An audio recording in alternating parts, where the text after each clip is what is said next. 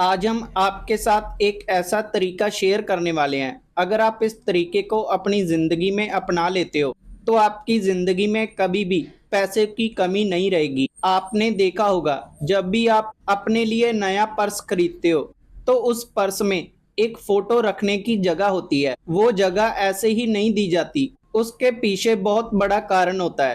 तो चलिए समझते हैं कि वो फोटो रखने का कारण क्या है, उसमें से कौन सी फोटो रखनी चाहिए ताकि हमारे पास कभी भी पैसों की कमी ना आए। एक समय की बात है, एक लड़का था जो अपना स्कूल पूरा कर चुका था।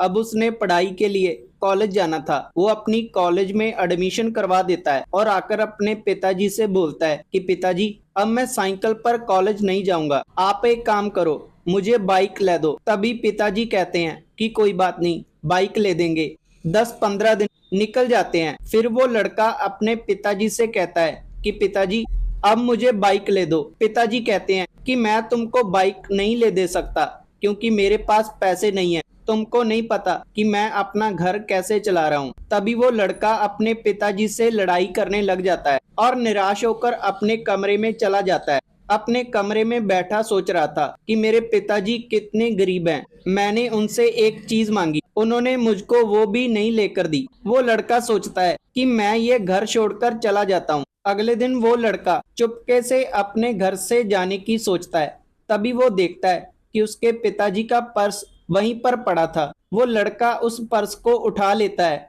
और घर से भाग जाता है। वो लड़का जल्दी जल्दी से जा रहा था, इसी वजह से उसके पैर में चोट लग जाती है। वो लड़का सोचता है कि 10 मिनट बैठकर आराम कर लेता हूँ। वो लड़का वहां पर बैठ जाता है और सोचता है कि मैं ऐसा करता हूँ, किसी डॉक्टर के पास जाता हूँ और दवाई लेकर आता हूँ। तभी वो लड़का सोचता है कि पहले पर्स चेक कर लेता हूँ, उसमें पैसे है भी या नहीं।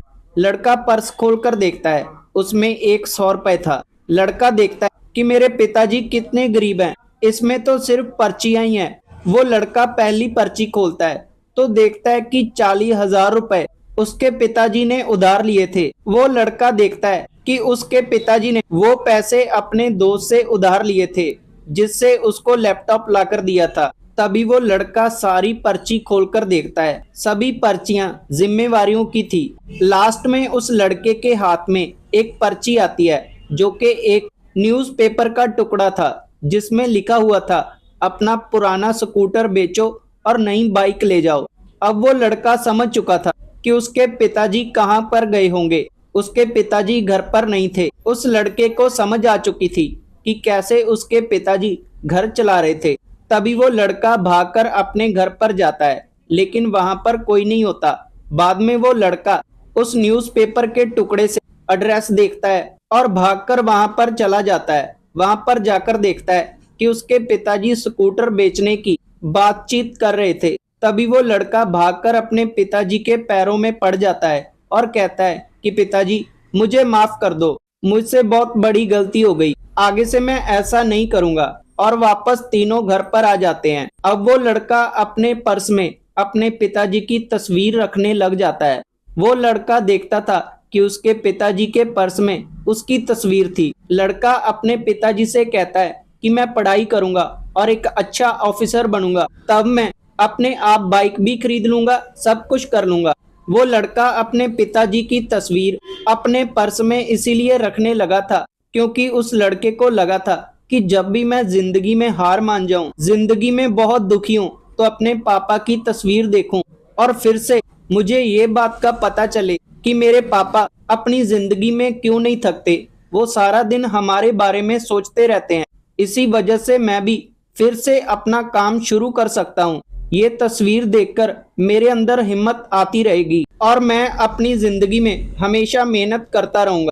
समय तो लगेगा, लेकिन समय के साथ मैं कामयाब हो जाऊंगा। भगवान भी कहते हैं कि जो इंसान अपनी जिंदगी में मेहनत करता है और अपने माँ बाप को खुश रखता है, भगवान उसको सब कुछ देते हैं। उसके पास किसी भी चीज की कोई कमी नहीं रहने देते कि अपने पर्स में किसकी फोटो रखनी है और क्यों रखनी है। कुछ लोग भगवान की फोटो भी रखते हैं, अच्छी बात है, लेकिन आपको मेहनत भी करनी होगी। ये थी आज की वीडियो। अगर आपको वीडियो अच्छी लगी, वीडियो को लाइक करें और आपका अपना चैनल शिव को समझो जरूर सब्सक्राइब करें और बेल नोटिफिकेशन जरूर ऑन करें, क्योंकि ऐसे ही वीडियो हमारे चैनल पर आते रहते हैं और वो आपको सबसे पहले मिल जाएंगे। तब तक के लिए धन्यवाद।